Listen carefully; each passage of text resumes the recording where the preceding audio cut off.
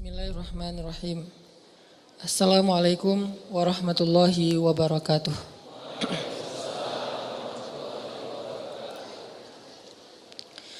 Alhamdulillahi rabbil alamin.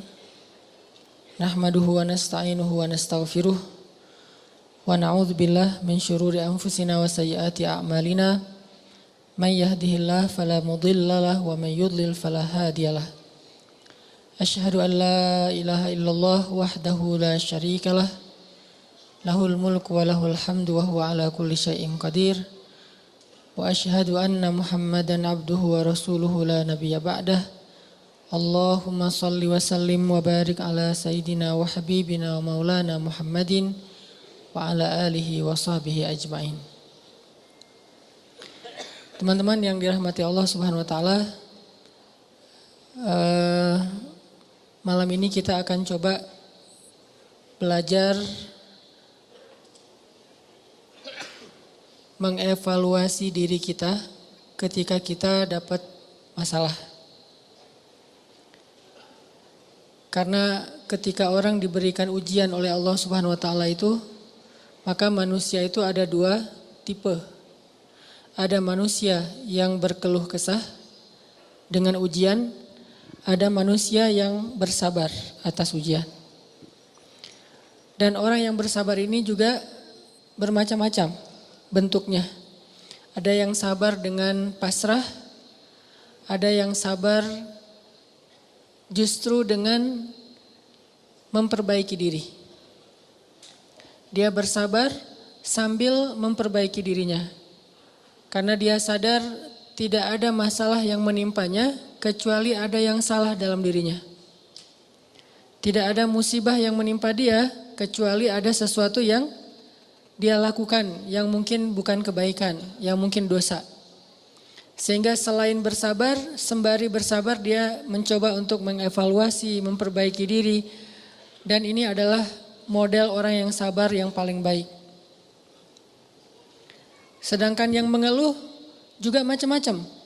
Ada yang mengeluhkan masalah, ada yang mencari kambing hitam. Menyalahkan temannya, kayak misalnya dia gak lulus satu mata kuliah atau nilainya jelek. Dia nyalahin teman kos-kosannya gara-gara teman kos-kosannya ngajak dia main terus misalnya. Padahal itu kan pilihan ya, dia bisa menerima, bisa menolak. Bisa nyalahin mantannya, ini gara-gara saya diputusin, saya nilainya jadi jelek. Ya salah juga sih. Nah ini kan bentuk-bentuk keluhan nih. Ada yang menyalahkan sampai tingkat keluhan yang paling parah itu menyalahkan takdir. Menyalahkan Allah. Ya Allah kenapa saya? Apa maunya engkau? Dan seterusnya dan seterusnya.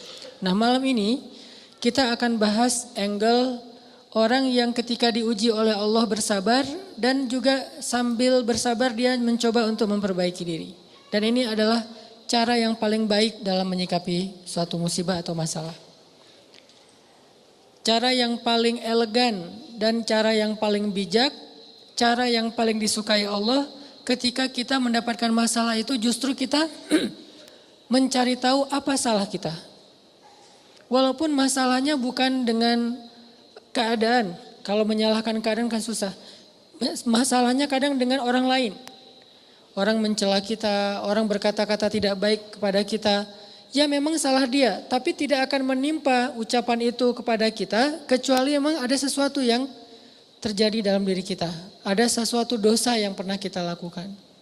Nah ini namanya belajar bersabar sambil mengevaluasi diri. Bahasa fikihnya muhasabah diri.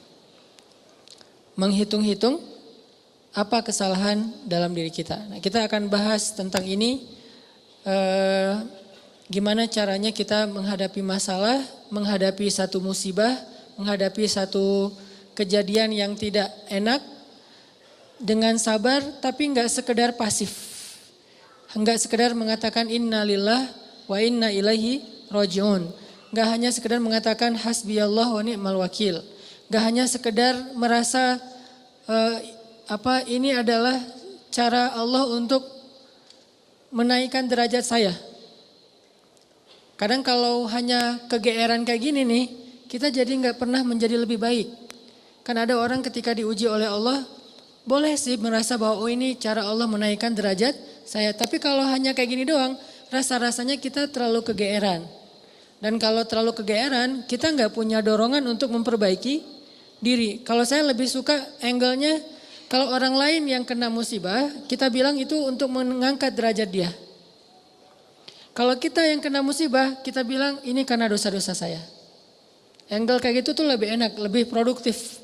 Daripada dibalik, giliran kita yang kena musibah, kita bilang emang Allah tuh pengen ngangkat derajat saya, makanya dikasih musibah. Agak GR ya. Giliran orang lain kena musibah, lo sih banyak dosa. Nah ini nih, sering ada judgement kalau orang lain. Coba dibalik, judgementnya ke diri sendiri, ke orang lain tuh husnuzon. Ini lebih enak nih, makanya hadis-hadis penyebab terjadinya musibah itu kan banyak. Coba kita pilih beberapa hadis, satu kita berikan untuk menilai orang lain, yang lain kita ambil untuk menilai diri kita. Nah ini beda nih standarnya. Kayak tadi, kalau orang lain yang kena musibah, kita husnuzon, Allah lagi pengen dekat sama dia. Kita husnuzon, Allah pengen menggugurkan dosa-dosa dia.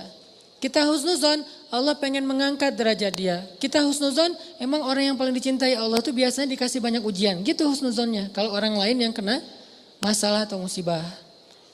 Jangan, tuh kan, saya bilang juga apa, tuh gara-gara dia dulu zalim sama saya sekarang dibalas sama Allah. Jangan gitu. Jangan kegeeran bahwa itu kayak karma ya. Gara-gara dia pernah nyakitin kita sekarang dibalas sama Allah. Belum tentu juga kayak gitu. Kegeeran-kegeeran kita tuh kadang-kadang bikin kita jadi gak pernah belajar. Merasa udah baik, walaupun dalam kondisi yang paling sulit juga merasa udah baik. Begitu dikasih musibah, wah Allah kangen sama saya nih. Harusnya ke orang lain kayak gitu tuh. Begitu dikasih musibah, wah Allah pengen menghapus dosa-dosa saya. Bagus gak salah, cuman kalau keseringan ini namanya GR. Gak tahu proporsional gak kalau kayak gini terus. Harusnya jangan hanya ini, diutuhkan juga dengan satu angle lain, yaitu angle, oh saya ada salah, oh saya ada dosa, oh saya ada yang keliru. Makanya datang musibah itu tidak akan terjadi musibah kepada saya kecuali karena kesalahan saya sendiri. Kan hadis qudsinya kayak gitu. Hadis qudsi kalimat, salah satu dari kalimat hadis qudsi yang panjang, hadisnya tuh panjang banget, satu halaman. Salah satu kalimatnya tuh Allah bilang, hadis qudsi itu kan Allah yang ngomong ya. Cuman captionnya dari Nabi. Gagasannya dari Allah, captionnya dari Nabi. Kalau Quran, gagasan dan captionnya dari Allah. Kalau hadis, gagasan dan captionnya tuh dari Nabi. Nah Allah bilang, kalau kalian dapat masalah, kalau kalian dapat nikmat, janganlah kalian memuji kecuali aku. Kalau kalian mendapatkan musibah, janganlah kalian menyalahkan kecuali diri kalian sendiri. Jadi kalau kita dapat nikmat, jangan muji diri. Gua emang ya gini lah. Nih, kita sering kalau ke diri itu yang enak-enak aja diambil. Kalau misalnya orang lain, itu mah kebetulan doang misalnya. Kalau giliran kita, ya ini memang saya memang kayak gini orangnya, bukan sombong ya gitu. Nah ini artinya kita terlalu sering kegeeran. Kalau kita dapat nikmat, yang dipuji adalah Allah. Makanya kalimat kalimat yang paling Allah suka itu Alhamdulillah. Itu kalimat yang paling Allah suka. Kita memuji Allah kalau kita dapat nikmat. Kita bilang, hadza min fadli rabbi. Ini anugerah dari Allah, ini hadiah dari Allah, ini kebaikan dari Allah, ini karena Allah ngasih dan seterusnya dan seterusnya. Jadi yang dipuji itu Allah. Wa amma bi ni'mati rabbika fahaddits, itu membicarakan nikmat Allah. Bukan membicarakan kehebatan diri kita. Tapi kalau diberikan musibah, jangan kita menyalahkan siapapun kecuali diri kita sendiri. Nah ini salah satu angle yang dibangun lewat hadis qudsi. Walaupun kadang bisa kita secara realistis melihat kesalahan orang lain. Untuk apa? Bukan untuk mengkambing hitamkan dia. Kalau emang dia salah, bukan untuk mengkambing hitamkan. Untuk apa? Untuk menghindar, untuk waspada, jangan sampai kita jadi korban dia lagi untuk kesekian kalinya. Kayak ada orang yang zalim. Gara-gara kezoliman dia akhirnya kita kena batunya nih. Ada orang yang dalam satu tim misalnya gak jujur. Akhirnya kita kehilangan satu proyek, satu usaha kita tuh bangkrut gara-gara dia gak jujur. Memang dia yang salah. Salah satu yang salah itu adalah dia. Dan kita akui bahwa itu kesalahan dia, tapi bukan untuk mengkambing hitamkan dia. Kalau enggak karena kamu tuh enggak ada masalah ini. Enggak, dia bukan satu-satunya, salah satunya.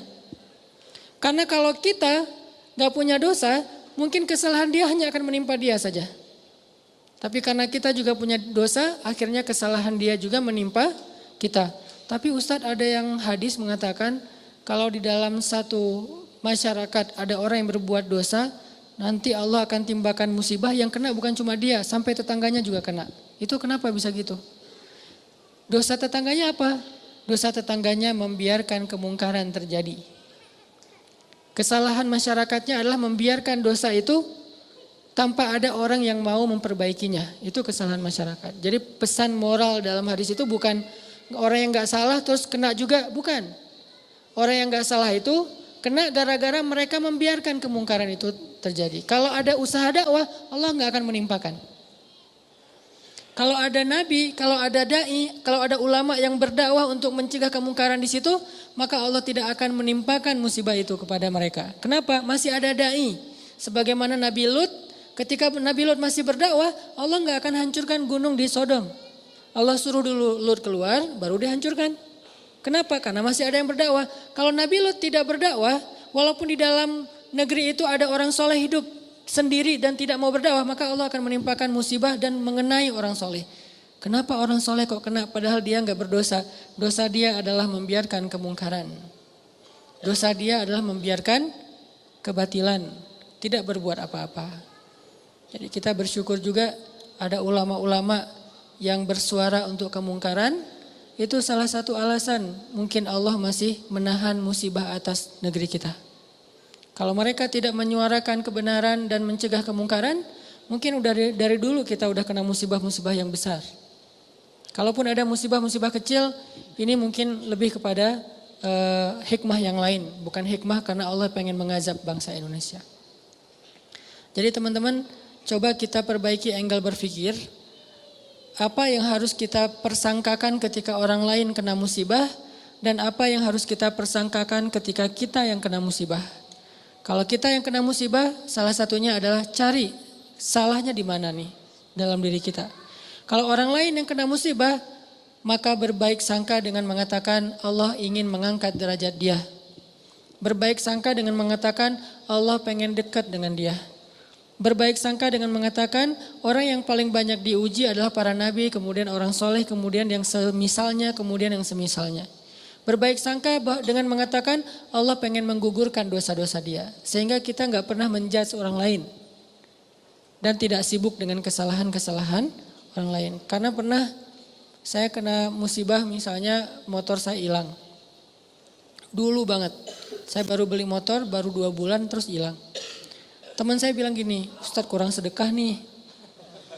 Digituin. Ya sih, saya nggak mungkin dong saya ngebantah kan ya. Oh iya ya mungkin. Cuman kan nggak enak ya. Orang lagi kena musibah bukannya dia empati atau apa gitu. Malah Ustadz kurang sedekah nih. Dia menjudge. Dan kalau saya kepancing. Nggak tahu sedekah saya kayak gimana. Kan habis pahala sedekah saya. Udah pahala sedekahnya cuma sedikit. Riak pula gara-gara kepancing sama dia. Hilang kan nggak ada manfaatnya kan ya. Dan itu sering loh mancing-mancing kita jadi riak.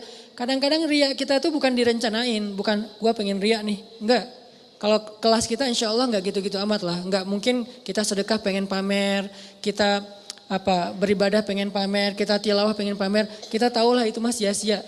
Tapi kadang riaknya tuh muncul gara-gara kepancing sama orang lain.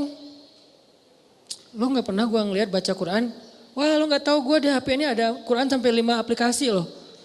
Buat apa juga banyak-banyak sama aja isinya. Aplikasi Al-Quran tuh ada 5 di sini dan sehari tuh coba lo lihat dan terakhir udah baca sampai surat berapa. Kan kepancing tuh, riaklah kita gara-gara orang lain. Atau misalnya taklim atau apalah. Atau umroh, haji, sedekah kayak gitu-gitu. Ada yang mancing, lo gak peduli banget dengan saudara-saudara kita yang di Palestina. Itu di sana tuh ngeri banget loh keadaannya. Lo kayaknya biasa-biasa aja. Lo ngelihat gue main, tapi gue tuh sedekah, gue tuh donasi terus setiap minggu tuh ngirim 1 juta. Habis kan? Ini riya yang kepancing namanya. Dan sama statusnya dengan riya yang direncanain. Makanya jangan gampang kepancing. Dia ngomong gitu ke saya lagi hilang motor, dia bilang Ustadz kurang sedekah. Kemarin ketinggalan dompet. Ketinggalannya di rumah ternyata. Gak tahu kemana dompet, panik gitu kan, soalnya SIM 2 di situ baru dibikin. Udah gitu kartu ATM gitu, terus ada foto anak. Alhamdulillahnya gak ada duit. Tapi kan kartu lumayan tuh, blokir ATM dulu, terus mau ngirim SIM, mau ngurus SIM juga, ngurus KTP, apalagi sekarang lama ngurus KTP-nya, masa kemana-mana saya mau bawa surat gitu, nunjukin kan naik pesawat.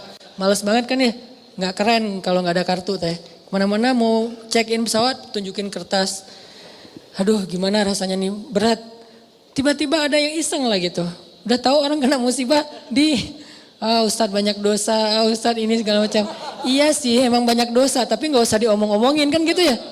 Jadi malah, karena kita juga udah muhasabah diri lah, ketika kita dapat musibah kita langsung introspeksi diri, gak perlu digitu-gituin. Kadang kita ke orang lain tuh gitu teman-teman. Dia mungkin udah sadar, atau gak usah orang lain, keluarga sendiri, pasangan kayak gitu juga. Oh kayaknya kamu tadi, gara-gara kamu tadi ngomongin dia, makanya jangan digituin. Udah aja bab ngomongin orang lain, itu bab yang berbeda. Jangan dikait-kaitkan sehingga kita menjudge orang lain kena musibah gara-gara dosa yang baru saja dia lakukan. Ini kurang bijak. Yang bisa mengatakan ini hanya orang-orang tertentu seperti para nabi, terus ulama-ulama dengan level tertentu. Kalau kita dengan teman, jangan ngambil peran sebagai ulama. Beda. Kalau kita sebagai teman, ngambil peran ya cuma teman doang. Empati, peduli, bantuin. Kalau ulama kapasitasnya emang menasehati. Ulama itu kapasitasnya emang mengeluarkan fatwa. Bahkan menjudge, itu hak ulama menjudge. Karena ulama itu sama kayak hakim. Tugas hakim itu adalah menghakim. Menyampaikan hukum halal haram, hak batil dan seterusnya. Tapi kita kalau ke teman beda sama ulama. Kalau ulama kayak gitu maklumi, emang tugas ulama kayak gitu. Kalau kita mengambil peran ulama ini gak bisa dimaklumi, ini agak blunder. Agak offset nih kalau menurut saya. Jadi kalau teman-teman ngedengar ada ustadz-ustadz yang di sosial media berfatwa, itu emang tugas mereka. Jangan dijudge juga, nih ustadz ini kurang bijak. Emang gitu, kalau kita yang kayak gitu yang namanya kurang bijak. Kalau ulama kayak gitu, bijak tuh. Karena kalau ulama diam, lalu di mana amar ma'ruf nahi mungkar? Kalau ulama diam, lalu di mana dakwah? Kalau gitu saya juga harus, enggak. Kalau kita enggak boleh ngomong, mending diam. Karena ketika kita ngomong, kemungkinan salahnya lebih besar daripada benar. Terus gimana? Ya udah bantuin orang yang kena musibah. Jangan dijudge, jangan dihakimin, jangan difatwain. Kita bukan ahlul fatwa. Kita bukan mufti. Kita hanya orang biasa. Kalau mau sekedar watawasau bil haq Ustaz. Ya, watawasau bis sabr juga kan. Kita nasihatnya itu menguatkan kesabaran dia, bukan nasihatnya membuat dia makin jatuh. Lo sih, nah ini bikin jatuh nih. Ya sabar ya, mudah-mudahan Allah dengan modal husnuzon tadi, mudah-mudahan Allah angkat derajat kamu, mudah-mudahan Allah ngampunin dosa-dosa kamu, mudah-mudahan Allah kamu jadi lebih dekat kepada Allah. Ini watawasau bil haq, watawasau bis sabr. Tapi kalau kita bilang kamu kurang ini, kamu kurang itu, kamu kurang itu, ini berarti kita menjudge, menghakimi orang yang sedang kena musibah. Harusnya itu kita lakukan untuk diri kita, bukan untuk orang lain. Beda banget teman-teman, angle dalam menilai orang lain dan menilai diri kita sendiri itu beda. Jangan disamain. Yang banyak terjadi terutama di sosmed itu kita memberlakukan yang untuk diri kita berikan ke orang lain, yang untuk orang lain kita ambil untuk diri kita. Itu yang terjadi di balik tadi tuh, itu banyak banget di masyarakat kita. Yang kayak kasus orang lain kena musibah kita bilang banyak dosa, kita kena musibah kita bilang Allah pengen ngangkat derajat saya. Harusnya dibalik. Kalau dibalik insya Allah kan gak ada perdebatan ya. Gak ada haters, gak ada keributan, gak ada keramaian, gak ada unfollow, gak ada left group, gak ada yang kayak gitu-gitu. Kenapa? Karena semuanya melihat ke orang lain dengan husnuzon, melihat ke diri sendiri dengan muhasabah, dengan mengevaluasi kesalahan sendiri. Ini poin pertama, mudah-mudahan jadi pola pikir dalam kita berteman, pola pikir dalam kita bersosmed termasuk, karena kalau pola pikir ini dibalik tadi bahaya. Kita nggak akan pernah punya teman yang nyaman berada di sisi kita. Terus disalah-salahin. Apalagi nanti kalau udah punya pasangan, nggak akan betah dia kalau terus-terusan disalah-salahin. Walaupun salah. Kadang dia salah tapi nggak usah disalah-salahin. Cukup dibantu, nanti dalam momen-momen yang lebih normal, lebih enak, baru dikasih tahu. Tapi kalau misalnya dia lagi ada masalah, disebutin lagi kesalahannya, secara manusiawi dia pasti akan ilfil. Alih-alih dia nerima nasihat kita malah menjauh, malah jadi masalah baru. Ini angle berpikir. Terus yang kedua, kita coba lihat bagaimana cara para ulama menyikapi atau merespon masalah. Gimana orang soleh dulu ngerespon satu musibah. Orang soleh dulu, kalau mereka dapat musibah, mereka selalu memeriksa pertama hubungan mereka dengan Allah. Itu yang pertama diperiksa. Karena nggak mungkin ada musibah kecuali karena ada masalah antara kita dengan Allah. Kalau hubungan kita dengan Allah itu hidup kita tuh bakalan mudah banget teman-teman. Tapi begitu ada kerenggangan antara kita dengan Allah, ada gap antara kita dengan Allah, ada kayak kerusakan hubungan kita dengan Allah, pasti jadinya tuh musibah, pasti jadinya tuh masalah. Saya teringat kisah di zaman Umar bin Abdul Aziz. Tahu Umar bin Abdul Aziz? Umar bin Abdul Aziz itu pemimpin yang dikenal dengan julukan Khulafaur Rasyidin yang kelima. Jadi ada 6 Khulafaur Rasyidin. 4 terkenal ya, Abu Bakar, Umar, Utsman, Ali. Yang kelimanya tuh Umar bin Abdul Aziz. Dan yang keenamnya itu Nuruddin Zinki. Gurunya Salahuddin Al-Ayyubi. Jadi ada 6 Khulafaur Rasyidin. Khalifah yang dikenal dengan khalifah paling adil sepanjang sejarah. Padahal banyak khalifah-khalifah yang keren loh dalam Islam. Ada Harun Ar-Rasyid. Ada Khalifah Al-Ma'mun. Ada Khalifah Muhammad Al-Fatih. Ada Salahuddin Al-Ayyubi. Ada Saifuddin Qutuz. Ada banyak nama-nama besar dalam sejarah Islam, tapi mereka nggak dapat gelar Khulafaur Rasyidin. Berarti orang yang dapat gelar Khulafaur Rasyidin ini kan ideal banget ya, keren banget nih. Walaupun kita belum tahu cerita detailnya. Salah satu di antara 6 Khulafaur Rasyidin, ada yang kelima namanya Umar bin Abdul Aziz. Kalau nggak salah cucu apa cicitnya Umar bin Khattab. Nah, di masa Umar bin Abdul Aziz ada seorang gembala, ada seorang yang punya banyak ternak, datang kepada Umar bin Abdul Aziz bilang gini, ya Amirul Mukminin, kenapa ya sejak Anda naik jadi khalifah, ada kejadian aneh di tempat gembala-gembala ternak kami. Umar nanya, kejadian aneh apa? Ya kejadiannya aneh, soalnya dulu tuh yang namanya serigala sama domba itu pasti kan musuhan ya. Serigala itu kan selalu meneror ya, menikung. Serigala itu selalu berburu domba, jadi domba itu makanan serigala tuh. Tapi sejak Umar bin Abdul Aziz jadi khalifah, sekarang serigala itu adalah penggembalanya domba, ngawal domba. Jadi serigala yang ada di gunung turun untuk mengawal domba. Gimana ngawalnya? Kan saya pernah posting tuh yang di New Zealand. Gimana seekor anjing dilatih untuk menggembalai domba. Domba dibawa ke padang rumput, nanti sore dibawa pulang lagi ke kandangnya. Bukan lagi tugas penggembala, dilakukan oleh para serigala. Bayangin, pemangsa yang selama ini selalu memangsa serigala secara diam-diam, sekarang malah mengawal serigala ke tempat padang rumput dan sore hari mengawal mengawal domba pulang lagi ke kandangnya. Apa yang terjadi ya Amirul Mukminin? Serigala sekarang malah menggembalai domba. Apa kata Umar bin Abdul Aziz? Kami adalah kaum yang selalu memperbaiki hubungan dengan Allah, maka Allah memperbaiki hubungan antara kita dengan makhluk. Kami adalah kaum yang memperbaiki hubungan dengan Allah, maka Allah pun memperbaiki hubungan antara domba dengan serigala. Bayangin, musuh bebuyutan bisa baik hubungannya oleh Allah Subhanahu wa taala. Ala kulli syai'in qadir.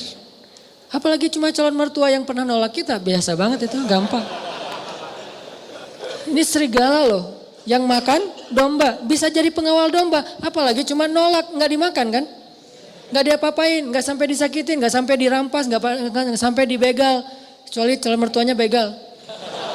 Gak diapa-apain. Nah apalagi yang masalah-masalah sepele dengan pasangan, dengan teman, dengan apa, masalah rezeki. Jadi kalau kita punya masalah kayak kita lagi punya bisnis sama teman-teman nih berlima. Udah modalnya cukup, konsep bisnisnya udah mateng, marketingnya udah ahlinya, produknya udah ada. Kenapa masih rugi aja? Udah berjalan sekian tahun rugi sampai hampir bangkrut. Jangan hanya cari tahu kesalahan teknis. Oh kayaknya nih konsep marketing kita masih kurang bagus nih, sales kita kurang jago nih, atau branding kita kurang bagus nih dan seterusnya. Bukan hanya itu yang perlu kita evaluasi. Yang nomor satu, evaluasi dulu hubungan kita dengan Allah SWT. Setiap kali kita punya masalah, pertama yang harus kita tanya, jangan-jangan saya nih ada masalah sama Allah. Dan itu yang selalu saya lakukan. Kalau saya punya masalah, saya langsung tanya, nih kayaknya ada yang gak benar nih saya sama Allah. Mungkin sholatnya kurang khusyuk, mungkin beberapa kali jadi gak sholat di masjid karena sibuk atau karena ketiduran, karena apa.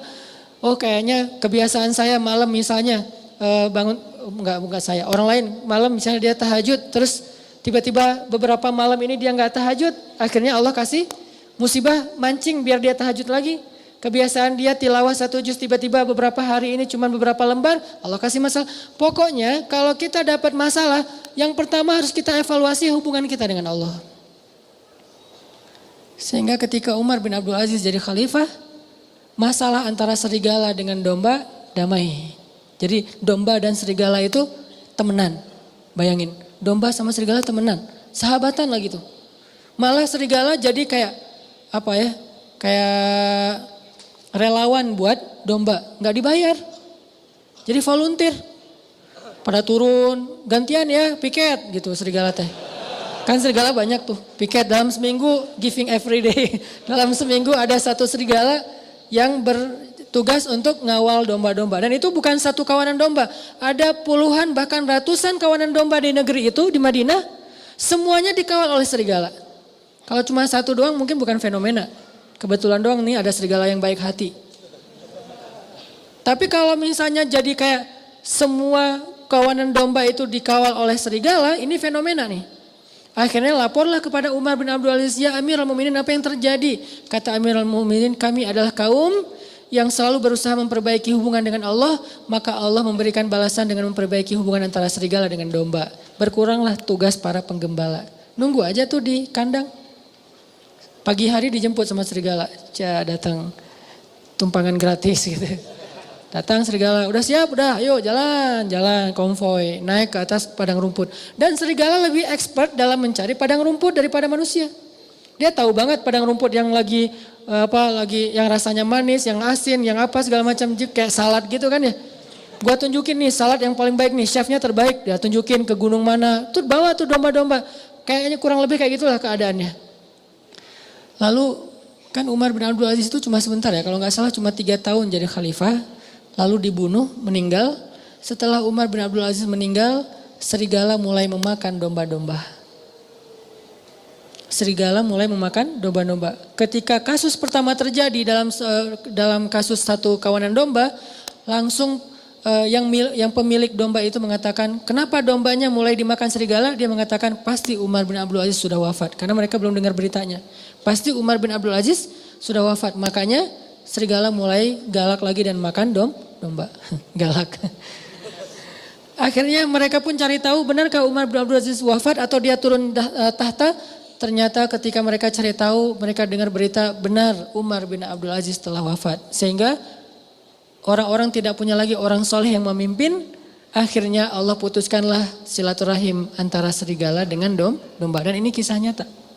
Saking solehnya Umar bin Abdul Aziz. Makanya layak disebut khulafaur rasyidin. Tingkat kesolehannya itu sampai bisa mempersaudarakan antara domba sama serigala. Kita kucing sama tikus saja gak bisa. Bayangin kalau saking solehnya kita, kucing sama tikus duduk berdua gitu. Makan keju apa segala macam. Tikus sama kucing. Kenapa? Suami yang soleh di rumah. Jadi bisa jadi seorang kakak sama adik itu gak akur. Bisa jadi suami istri gak akur. Mertua dengan menantu gak akur. Dan seterusnya dan seterusnya.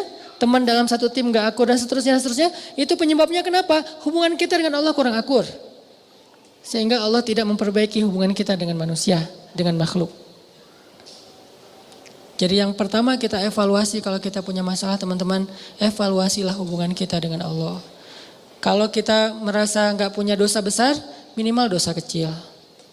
Tapi kan dosa kecil tuh rata-rata nggak sadar Ustadz. Ya kalau nggak sadar ya nggak apa-apa. Nggak harus tahu, nggak harus sadar. Tapi kan kita bisa tetap istighfar. Walaupun kita nggak sadar berbuat dosa kecil, dan pastinya kita berbuat dosa kecil tapi kita nggak sadar. Tinggal istighfar. Oh berarti saya kurang banyak istighfar. Dan itu ajaib loh, ajaib banget. Coba dawamin aja, begitu ada masalah langsung perbaiki hubungan dengan Allah. Itu ajaib banget, langsung Allah perbaiki hubungan kita dengan seseorang itu bertahap. Tapi ya bertahap cuman kelihatan tahapannya tuh. Nggak gitu-gitu aja, ada progresnya pasti tuh. Saya ngalamin banget. Yang paling sederhana mungkin dan buat saya itu nggak nyaman juga kalau ada masalah dengan pasangan. Diam-diaman. Istighfar, sholat sunnah, minta ampun sama Allah, mulai lagi memperbaiki hubungan sama Allah. Itu bertahapnya dan tahapannya itu gak lama, cepat banget diperbaikinya. Oh emang benar berarti sayanya yang menjauh dari Allah. Saya yang mutusin Allah sehingga Allah putuskan saya dengan makhluknya, dengan hambanya. Kan Allah yang membolak-balikan hati kan. Kalau Allah ambil hati seseorang dari kita, kita bisa apa? Kita punya dunia dan seisinya pun gak bisa ngebeli hati dia. Gak punya apa-apa, kalau Allah kasih hatinya ke kita, dia akan memberikan semuanya untuk kita. Makanya perbaiki dulu hubungan kita dengan Allah. Itu yang paling berpengaruh dalam hidup kita. Dosa salah satunya. Kan saya sering bilang, ulama dulu tuh kalau mereka dapat masalah, mereka akan melihat dirinya sebagai pendosa. Masalah sekecil apapun, sampai gini masalahnya. Ternak mereka susunya berkurang aja, mereka istighfar. Biasanya susu setiap hari itu 1 ember, 1 timba. Hari ini kurang dari 1 ember. Kenapa susu ternak saya hari ini kurang dari 1 ember? Pasti saya punya dosa. Astagfirullahaladzim, astagfirullah. Gitu cara mereka menyelesaikan masalah. Sebelum mencari tahu, oh ternaknya kurang sehat atau apa, itu yang kesekian. Lagian itu butuh waktu. Kalau dengan Allah kan gak butuh waktu ya, cepat ya. Begitu kita dapat masalah kan gak butuh waktu untuk mencari tahu apa ya masalah saya dengan Allah. Udah ketahuan langsung tuh ibadahnya mulai berkurang kualitasnya atau kuantitasnya atau dosanya nambah. Tinggal istighfar dan sholat sunnah. Wasta'inu bis sabri wassalah, salah satunya dengan sholat. Jadi lebih cepat memperbaiki masalah kita dengan evaluasi hubungan kepada Allah daripada evaluasi teknis dalam masalah itu. Ulama tuh kalau misalnya ada kejadian kecil aja, kayak misalnya atap rumahnya bocor, ini pasti karena saya banyak dosa, astagfirullahalazim. Lampu rumahnya mati, astagfirullahalazim. Apalagi, telepon putus, astagfirullahalazim, belum bayar. Ini istighfar. Pokoknya masalah apa aja, istrinya ngambek, astagfirullahalazim. Masakan gak enak, astagfirullahalazim. Lupa naruh garam, kan dosa juga ya, dosa kecil. Artinya istighfar, perbaiki hubungan dengan Allah. Ini salah satu hal yang bisa kita evaluasi kalau kita lagi punya masalah. Yang kedua apa? Nah setelah masalah kita dengan Allah udah kita evaluasi, coba evaluasi lagi poin yang kedua tuh hubungan kita dengan orang tua. Karena ini juga sangat berpengaruh teman-teman dalam hidup kita. Terutama dengan ibu. Dan beda ya, cara kita berinteraksi sama ibu dan cara kita berinteraksi dengan ayah itu beda. Kalau dengan ibu berbuat baik, kalau dengan ayah minta kebaikan. Apa kebaikannya? Doa. Jadi kalau kita nanya ke Nabi, ya Rasulullah, siapa orang yang paling berhak dapat kebaikan dari saya? Kan ibumu, ayahmu ya. Tapi kalau kita nanya siapa orang yang paling berhak saya minta doa darinya? Ayahmu, ibumu. Pasti gitu. Karena kata Nabi doa seorang ayah tidak ditolak. Jadi kalau berbuat baik ibu dulu. Kalau minta doa ayah dulu. Jangan-jangan kita pas mau ikut ujian kemarin lupa nelpon ayah untuk minta doa. Yang ditelepon ibu doang. Ayahnya cemburu. Saya gak penting buat dia. Nilai kita anjlok. Padahal kalau kita dapat kebaikan misalnya, nilainya bagus. Yang pertama dapat berita nilai kita bagus itu siapa? Ibu kita, karena menyenangkan hati ibu dulu, baru ayah. Tapi sebelum ujian yang ditelepon, ayah dulu, baru ibu. Beda cara kita memperlakukan orang tua kita. Insya Allah bab ini kita akan bahas nanti setelah salat Isya. Tadi kita membahas tentang gimana cara kita menghadapi satu ujian atau satu masalah. Sekecil apapun masalah itu. Bahkan sampai masalahnya kayak para ulama, atap rumahnya bocor, lampu, kalau dulu kan lampunya lampu minyak gitu ya, minyaknya habis, terus belum sempat beli atau nggak sanggup beli. Masalahnya ternaknya kurus-kurus atau susunya kurang kayak gitu-gitu. Apapun masalah yang dihadapi, hal pertama yang harus dievaluasi adalah hubungannya dengan Allah.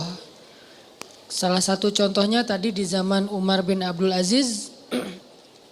Ketika Umar bin Abdul Aziz jadi khalifah, karena Umar bin Abdul Aziz ini selalu menjaga hubungan baik dengan Allah, maka Allah juga memperbaiki hubungan antara serigala dengan domba. Terjadi juga di zaman Umar bin Khattab. Ketika Umar bin Khattab jadi khalifah, terus orang Mesir tuh ngalamin musim kering, sampai gagal panen, air sungai Nil itu udah nggak ngalir lagi ke ladang-ladang gandum mereka. Akhirnya Umar bin Khattab mengirim surat kepada gubernur Mesir. Waktu itu gubernur Mesirnya Amr bin As. Dikirim sama Umar suratnya. Dan isi surat itu adalah doa. Doa dari Umar bin Khattab disuruh bacanya di Mesir. Begitu sampai di Mesir, Amr bin As membacakan doa ini. Isinya adalah Bismillahirrahmanirrahim. Ya Allah, berikanlah air hujan untuk bangsa Mesir, untuk rakyat Mesir. Baru doa itu selesai dibacakan, langsung mendung, langsung turun hujan. Ini keajaiban orang yang dekat hubungannya dengan Allah. Kalau ada masalah, cepat Allah perbaiki.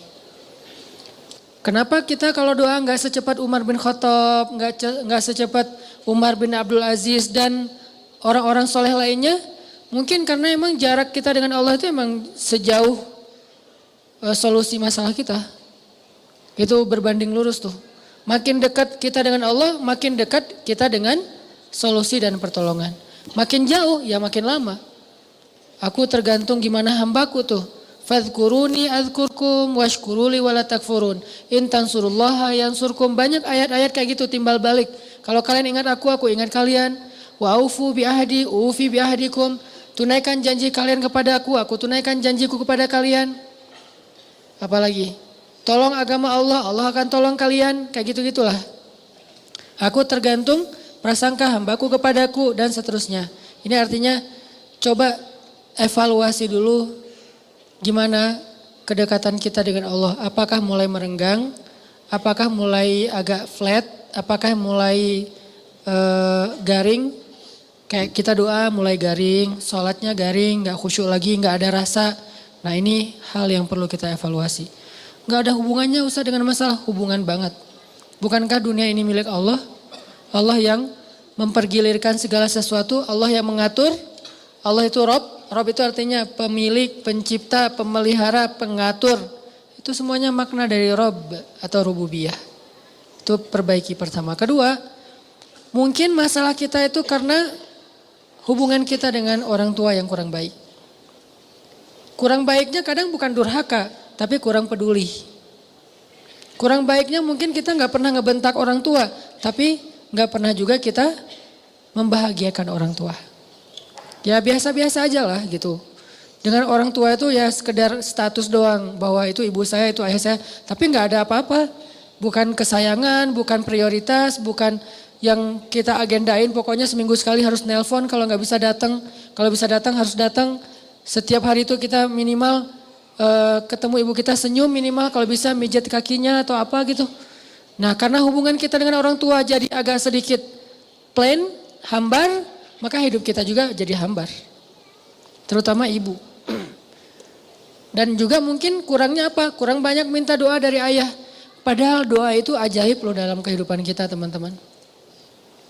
Ada banyak orang yang dia itu tiba-tiba menjadi orang pintar bukan karena dia cerdas, bukan karena ilmunya banyak, tapi karena doa orang-orang soleh. Sehingga Allah kasih dia kecerdasan, Allah kasih dia ilmu, hafalan, melekat semuanya di dalam benak dan hatinya. Itu bisa banget dengan doa. Makanya dulu Umar bin Khattab pas mau ketemu dengan Nabi sambil bawa anaknya Abdullah bin Umar. Umar bilang kepada Abdullah, Abdullah, nanti kalau kamu ketemu dengan Rasulullah, jangan lupa minta doa ya. Ya ayah, kata Abdullah. Nah pas ketemu dengan Rasulullah, Abdullah langsung, ya Rasulullah beri saya doa. Doakan saya, doakan saya. Selalu minta doa. Sehingga akhirnya Allah berikan kecerdasan kepada Abdullah bin Umar bin Khattab jauh di atas bapaknya. Salah satu adegan kecerdasan Abdullah tuh pas Nabi lagi ngajar, mereka pada hadir, para sahabat. Terus Nabi ngetes gitu, ngasih mereka satu pertanyaan dalam bentuk perumpamaan. Pas ngetes kayak gini, sahabat-sahabat yang senior gak ada yang bisa jawab. Abdullah bisa, tapi dia gak mau jawab, diam. Pas pulang Umar nanya, Abdullah, tadi kamu tahu gak jawabannya? Tahu, kenapa gak mau jawab? Aku tidak ingin mempermalukan orang-orang yang udah senior. Ini anak-anak SD loh, udah punya etika kayak gitu. Kenapa? Karena doa dari Rasulullah SAW. Abdullah ibnu Abbas, sahabat Nabi yang kalau ngafal Quran itu sekali dengar langsung hafal. Dan gak pernah lupa. Gak ada dalam cerita Abdullah ibnu Abbas tuh, saya lupa ayatnya di mana itu gak ada. Saya lupa hadisnya, riwayat siapa itu gak ada. Dia selalu ingat. Dan banyak banget ayat yang sahabat gak ngerti, dia ngerti. Sehingga ketika turun ayat, kalau nggak salah di surat Al-Kahfi, tidak ada yang tahu makna dari ayat ini illa qalil, kecuali orang yang sedikit. Maka Nabi mengatakan salah satu di antara orang yang sedikit itu adalah Abdullah ibnu Abbas. Hanya sedikit orang yang mengerti ayat-ayat mutasyabihat di dalam Al-Quran sampai ke takwil. Takwil itu apa di balik ayat, itu cuma sedikit. Jadi Abdullah bin Abbas itu ya, di kalangan sahabat itu mirip kayak Nabi Khidir di antara Nabi Musa. Dia tahu namanya hikmah. Yang orang gak tahu dia tahu. Ini Abdullah bin Abbas. Seperti Nabi Khidir di antara Nabi Musa dan Nabi Yusha. Kenapa? Karena doa Rasulullah SAW. Ketika dia lagi boncengan sama Nabi. Nabi ngedoain Allahumma faqihu fiddin wa alimhu ta'wil. Ya Allah fahamkan dia halal dan haram dan ajarkan dia Al-Quran. Jadilah sejak saat itu Abdullah bin Abbas mengatakan hati saya menjadi sejuk dan tidak pernah lagi lupa dengan apa yang pernah saya dengar. Gak pernah lupa. Doa. Siapa lagi yang didoain dan punya keajaiban dalam hidupnya? Hasan al-Basri. Doanya Umar bin Khattab. Umar ketika bertemu dengan Hasan al-Basri kecil diusap kepalanya terus didoain Allahumma faqihu fiddin wa habibhu ilan nas. Ya Allah jadikan anak ini ngerti agama dan dicintai oleh setiap orang. Sehingga Hasan al-Basri itu terkenal sebagai ulama, gak ada hatersnya. Kan soleh-soleh orang tetap kadang-kadang ada hatersnya ya, yang gak suka, yang apa. Tapi Hasan al-Basri gak ada hatersnya. Sampai orang yang memusuhi beliau juga cinta sama beliau. Gak senang dengan fatwa beliau, tapi ketemu orangnya tuh jatuh hati kepada beliau. Ini Hasan al-Basri. Dan ini saya biasakan doain anak saya, kalau saya lagi ngusap kepala anak saya doakan, ya Allah, Allahumma faqihu fiddin wa habibhu ilan nas. Saya coba hafal beberapa doa yang ajaib di zaman sahabat, terus dipraktekkan ke anak. Kenapa? Doa seorang ayah tidak ditolak. Itu modal kita teman-teman. Doa ayah itu, doa ul walid la yurad. Doa seorang ayah itu gak akan ditolak oleh Allah. Dan itu modal hidup kita tuh. Kalau kita masih punya ayah, jangan sia-siakan. Kalau ibu, pintu surga. Jadi bisa dibilang pintu surganya adalah ibu dan kuncinya adalah ayah. Ada masalah sedikit, telepon ayah kita, ya doain aku. Ada masalah sedikit, senangin hati ibu kita, beli apa gitu, hadiah kan tahabu kan, saling berhadiahlah supaya kalian saling mencintai. Ibu tuh dikasih hadiah, kalau ayah minta doa. Ayah gak terlalu berharap hadiah lah dari anaknya.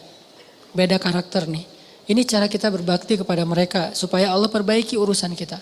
Ada masalah dalam sekolah, ada masalah dalam pertemanan, ada masalah rumah tangga, masalah pekerjaan, telepon ayah, ya doain saya. Pertanyaan besarnya adalah gimana kalau orang tua kita sudah wafat? Berarti kita kehilangan satu kesempatan untuk mendapatkan keajaiban dalam hidup. Kalau berbuat baik tetap bisa, tapi meminta doa kan udah gak bisa ya kepada orang yang sudah meninggal. Kecuali Rasulullah yang boleh, kalau selain Rasulullah menurut jumhur ulama udah gak bisa, terputus. Tapi kalau berbuat baik bisa kirim Al-Fatihah, doain mereka, ziarah kubur, apalagi sedekah dan diniatkan juga untuk mereka, maka itu menurut sebagian besar ulama ngaruh. Sama kayak seorang sahabat nanya ke Rasul, ya Rasulullah kalau saya bersedekah atas nama ibu saya apakah bisa? Bisa kata Rasul. Bersedekah atas nama ibu, berarti dua yang pahalanya, ibunya dapat pahala, dia yang bersedekah juga dapat pahala. Imam Nawawi itu mazhabnya Syafi'i loh, dan Indonesia itu mayoritasnya Syafi'i. Imam Nawawi mengatakan sedekah seorang anak, amal soleh seorang anak yang dia niatkan untuk orang tuanya itu sampai untuk orang tuanya. Sehingga orang tuanya dapat pahala, dia dapat pahala. Itu cara kita berbakti kepada ibu bapak kita kalau keduanya sudah wafat. Berbuat baik kepada orang yang dicintainya. Kayak misalnya Nabi Muhammad tuh berbuat baik kepada teman-teman Khadijah. Kenapa? Karena pengen berbuat baik kepada Khadijah, tapi Khadijah sudah wafat. Caranya gimana? Ya udah, berbuat baiklah kepada sahabat-sahabat Khadijah gitu. Jadi kalau orang tua kita udah wafat, saudara kita wafat, atau pasangan kita wafat, cara kita berbuat baik kepada mereka adalah selain doa, beramal soleh dengan niat kepada mereka, salah satunya adalah berbuat baiklah kepada orang-orang yang mereka cintai semasa hidupnya. Siapa yang dicintai ayah kita? Teman-temannya, cinta dalam makna persahabatan ya, teman-temannya, keluarganya, ibu kita juga kayak gitu, pasangan kita juga kayak gitu, berbuat baik kepada dia. Insya Allah kalau kayak gitu berarti kita telah berbuat baik kepada almarhum. Walaupun kata orang itu nggak ada istilah almarhum, ya nggak masalah lah, istilah doang ya, kepada almarhum. Terus yang ketiga, kalau kita punya masalah, evaluasilah hubungan kita dengan pasangan. Kalau yang udah punya. Kalau belum punya Ustadz, berarti gak ada masalah. Atau ada masalah gak ada solusi. Jadi evaluasi dulu hubungan kita dengan pasangan. Terutama hubungan seorang istri kepada suami. Kenapa? Karena salah satu yang menyebabkan hidup kita gak berkah, tidak ada ridho dari suami kita. Tapi suami saya itu emang gak pernah ridho Ustaz. Nah ini salah suaminya nih. Kalau kita udah benar tapi suami gak ridho, maka Allah tahu lah. Allah tuh gak polos lah, gak terlalu lugu gitu. Allah pasti gak kasih ridho saya nih, soalnya suami saya gak kasih ridho. Tapi suami saya itu susah banget Ustaz. Kayak dosen killer gitu, susah ngasih nilai. Allah tahu, Allah yang menilai. Gak mungkin Allah menzalimi kita gara-gara suami, gak mungkin. Jadi Allah hakimun, alimun, basirun, khabir. Maha bijaksana, maha tahu, maha melihat, maha teliti. Gak usah khawatir. Tapi kalau emang suami gak ridho gara-gara kita belum baik, itu wajar. Susah dapat kebaikan. Makanya Nabi pernah bilang gini, ini buat teman-teman teteh-teteh yang di atas. Kalau masih sendiri ini jadi bekal nanti kalau udah punya pasangan. Kata Nabi kepada para sahabat sahabiat, tahukah kalian siapa orang yang paling dijamin masuk surga? Kata para sahabat, siapa ya Rasul? Kata Nabi, orang yang dijamin masuk surga adalah seorang perempuan yang ketika dia ada masalah dengan suaminya, dia segera datang dan dia jabat tangan suaminya, dia cium tangan suaminya, maka Allah langsung menjatuhkan ridho kepada dia dan dijamin masuk surga. Tapi salah suami Ustadz, ini bukan soal siapa benar siapa salah, tapi siapa yang mau ngalah. Benar salah itu relatif ya. Kadang-kadang dua-duanya ngaku benar. Susah kan? Tapi siapa yang mau ngalah? Kalau gitu harus istri duluan yang datang. Enggak sih sebetulnya. Ini hadis keutamaan kalau istri datang duluan. Nanti ada hadis keutamaan kalau suami datang duluan. Karena ada cerita, ini cerita di zaman sebelum Rasulullah ya, di zaman Nabi Isa kayak gitu. Ada seorang ulama datang ke rumah temannya. Temannya ini orang soleh, datang ke rumah temannya, ngetuk pintu, yang buka istrinya, ditanya ada fulan, kata istrinya nggak ada, nggak tahu juga kemana tuh orang. Istrinya marah-marah. Kenapa kok marah-marah? Iya, siapa yang nggak marah kalau suaminya kayak dia, jelek-jelekin suaminya. Dia jelek-jelekin tuh suaminya tuh sama dia. Ya udah, akhirnya ditunggulah di depan rumah. Sampai sore ditunggu, tiba-tiba datanglah laki-laki temannya ini, laki-laki yang soleh tadi datang. Dan di belakangnya ada seekor harimau lagi membawa kayu bakar. Harimau bawa kayu bakar. Susah ngebayanginnya.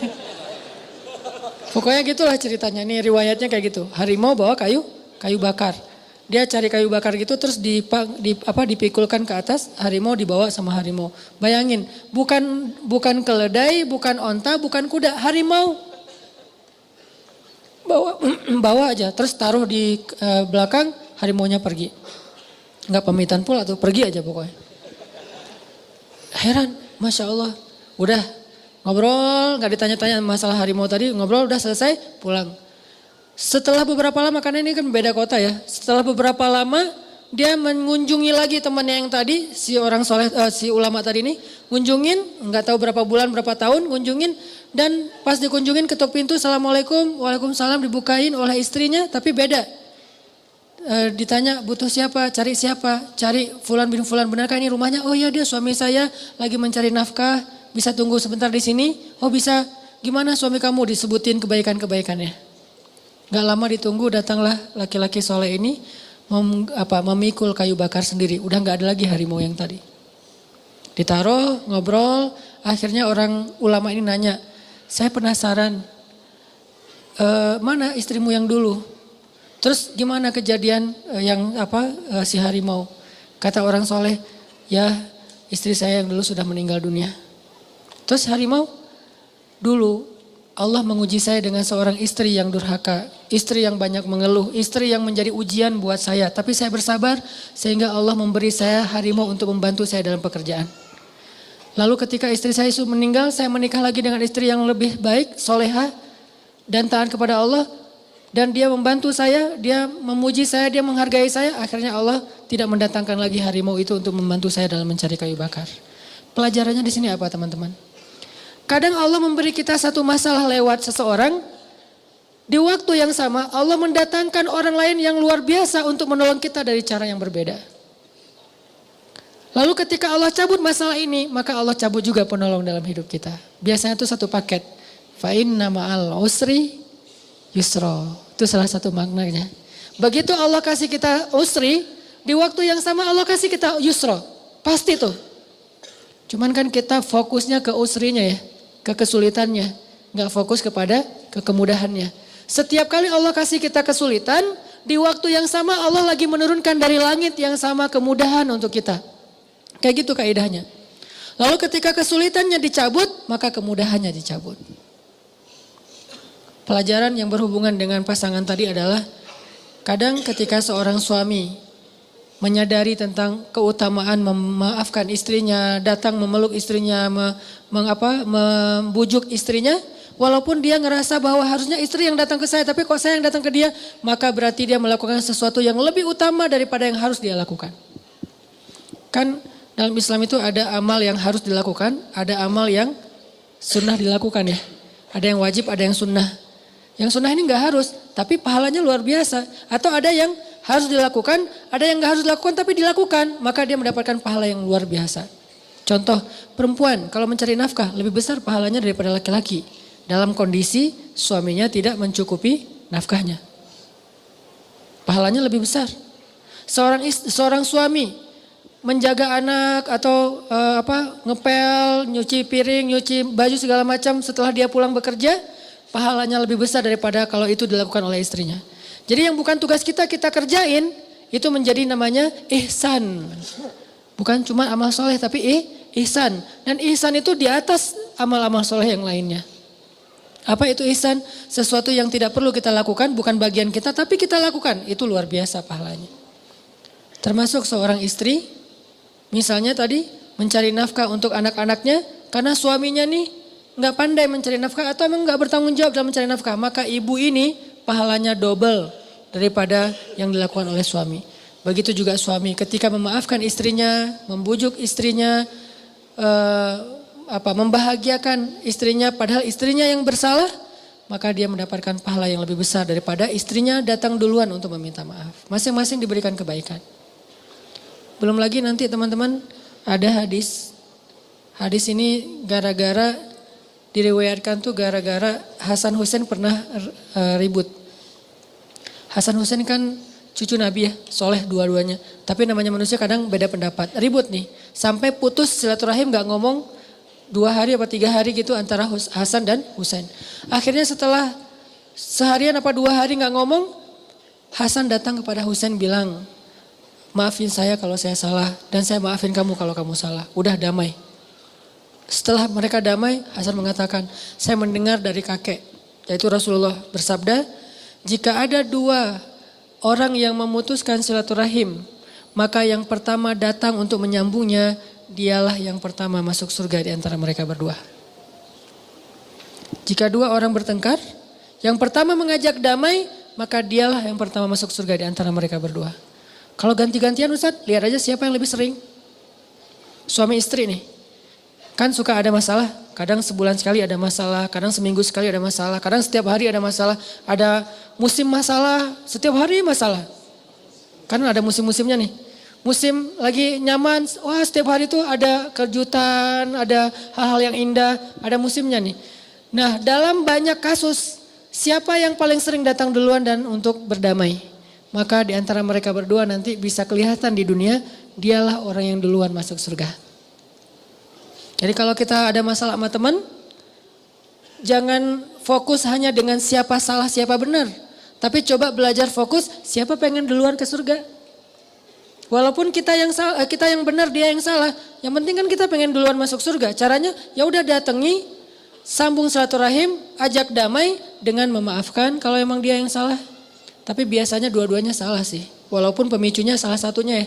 Tapi responnya jadi makin rame. Akhirnya dua-duanya salah. Udah minta maaf dua-duanya.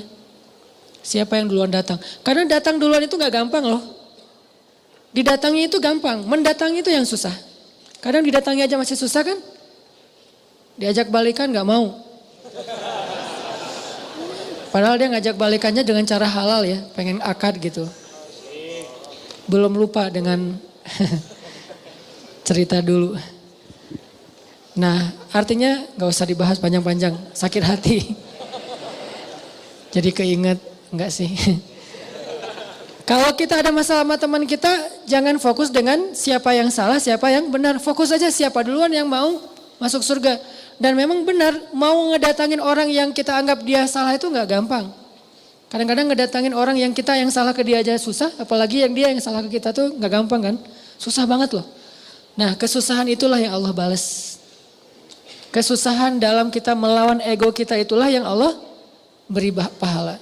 Kan al-jaza ala qadril masyaqqah. Balasan itu tergantung tingkat kesulitan dalam beramal. Itu yang Allah balas. Jadi periksa hubungan kita dengan pasangan. Bisa jadi di situ ada masalah. Baru yang terakhir teman-teman. Kalau kita punya masalah, punya musibah. Coba periksa hubungan kita dengan makhluk. Dengan siapa aja. Karena bisa jadi masalah kita itu gara-gara doa orang yang terzolimi. Gimana kalau orangnya udah gak kenal lagi Ustadz? Kayak di jalan ketemu terus gak sengaja kita ngejipratin air. Musim hujan nih, naik motor, naik mobil, lewat genangan air, kena. Akhirnya dia karena bajunya kotor, terzolimi dia doa nih. Bukan cuma bab itu, gara-gara bajunya kotor dia gak jadi nikah. Kan itu teraniaya banget ya. Nah itu terzolimi banget tuh, itu dosa besar banget tuh. Akhirnya dia doa nih, ya Allah semoga dia jomblonya sampai akhir hayat. Aduh berat. Akhirnya kita kenapa kok nggak ada yang mau sama saya, kenapa kok saya ditolak. Jangan-jangan kita pernah ngezolimin orang lain. Gimana kita menebus kesalahan kepada orang yang kita udah gak kenal. Gimana? Pembantu yang pernah kerja di rumah kita, pernah kita celah, terus dia pulang dan gak punya lagi nomornya, gak tahu juga alamatnya. Tebuslah kesalahan itu dengan cara, kalau kita udah berusaha ya mencari orang yang gak dapat, apalagi cuma ketemu di jalan doang gak mungkin ketemu lagi, maka tebuslah dengan cara berbuat baiklah dengan kebaikan yang sama kepada orang lain. Mudah-mudahan itu akan menggugurkan dosa kita kepada orang tertentu. Kepada orang lain. Kayak misalnya tadi, kita nyakitin orang apa dalam bentuk apa misalnya, ngambil hartanya atau mencurangi gajinya, terus kita gak bisa menebus, mengembalikan harta dia karena nggak tahu orangnya udah kemana, maka bersedekahlah dengan angka yang minimal segitu kepada orang yang membutuhkan. Itu cara tebusnya. Kalau kita mencela, maka maafkanlah celaan orang yang mencela kita dengan apa? Dengan rasa segitu. Kita pernah mencela seseorang, terus suatu saat kita dicela oleh orang lain, maafkanlah, niatkan, dulu saya juga pernah mencela dia, orang ini, sekarang saya dicela orang lain, maka saya maafkan untuk menebus kesalahan saya yang dulu yang udah gak bisa nyari lagi. Nomornya udah hilang, alamatnya gak tahu, atau cuma ketemu di jalan. Ini cara kita nebus. Jangan-jangan doa dia yang bikin hidup kita susah. Di zaman Umar bin Khattab, ada seorang laki-laki yang hidupnya susah banget. Usaha apa aja gagal, rugi. Sakit-sakitan, keluarganya tuh berantakan. Gak ada kebaikan dalam hidup dia.